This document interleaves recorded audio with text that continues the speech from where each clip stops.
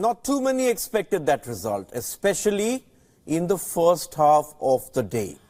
Nandan Bal, former coach of the Indian men's tennis team and the current chairman of selectors for Indian tennis, is joining me now from Pune. Nandan, the tennis fan is shocked around the world. This is the great Nadal after all. But from a tennis pundit point of view, there were clearly signs that he wasn't anywhere close to the levels that we usually associate with him. That's absolutely correct, Digvijay. I mean, it was sad to see such a champion just sort of fade away the way he did. Nadal especially is known for his fighting spirit. He's known to push a match into the fourth and fifth sets, even though he would be down a set in a break or two sets and a breakdown. And today there was none of that.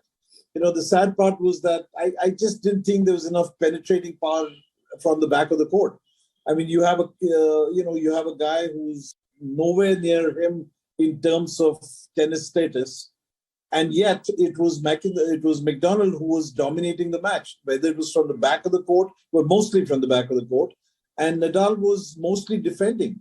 I mean, on hard courts, Nadal has had so much firepower from the back of the court, which we just didn't see today.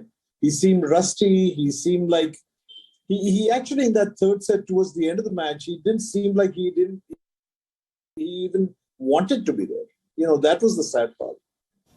Listen, that says a lot. But also, Nandan, there's a difference in a fully fit Nadal losing in the second round of a slam and an injured Nadal hobbling off. He made it clear after the game that he did not want to retire because of his status as a defending champion. And that's perhaps the same grit that we associate with him as a player and the game that we see on court.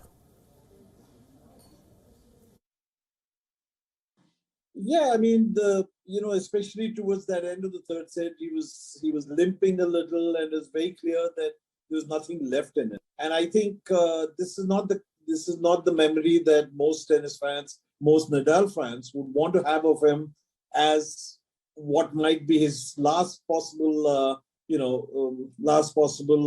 Grand Slam, because the next one is at the French, and if Zverev is to be believed, that's where Nadal would announce his retirement.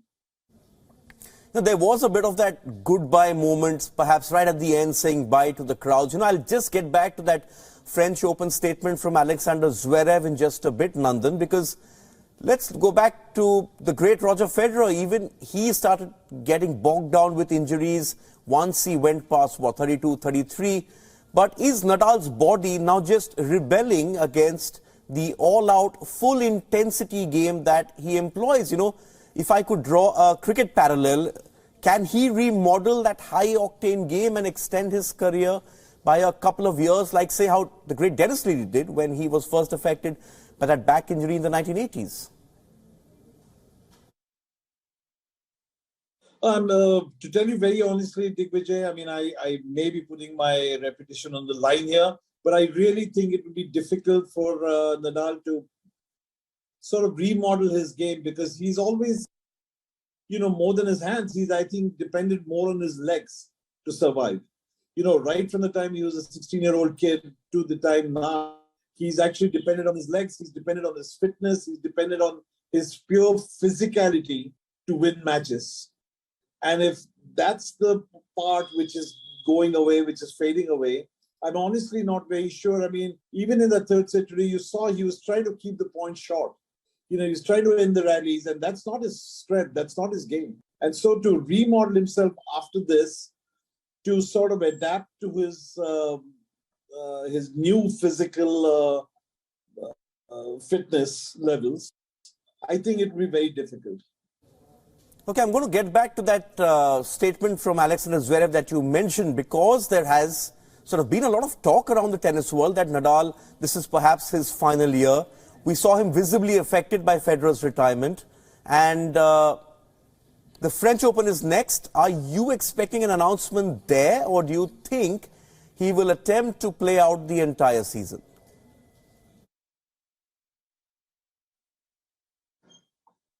If you look at the careers of all the top players, they've always preferred to go out when they're on a high.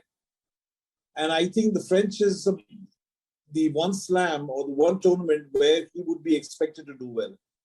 And so if he goes deep into the French, the semis, finals, or even wins it, which is looking a little doubtful now, but even if he does really well at the French Open, I think that's where he would like to go on, because that's where he would like his swan song to be. That's where, he's been an emperor there for the last, 10, 15 years.